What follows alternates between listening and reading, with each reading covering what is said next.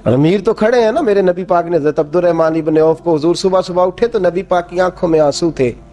फरमाया मेरे Abdurrahman bin of को बुलाओ। हज़रत अब्दुर्रहमान बिन औफ आए तो हुजूर ने सीने से लगा लिया।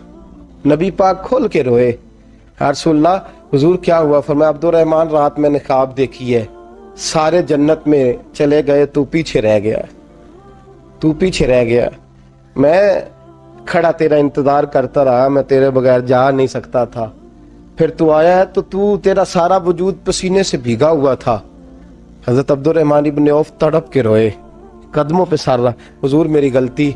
फरमाया यार तेरे पास माल बड़ा है, तुझे हिसाब देते देते लेट हो गई, तेरे बैग खुल गए, तुझे हिसाब देना पड़ गया, तू लेट हो गया, तो मैं परेशान हो गया। हजरत अब्दुर्रहमान इब्न औफ ने 100 घोड़ा माल ऊपर रख के हजरत अब्दुर्रहमान ने हुजूर की बारगाह में पेश किया।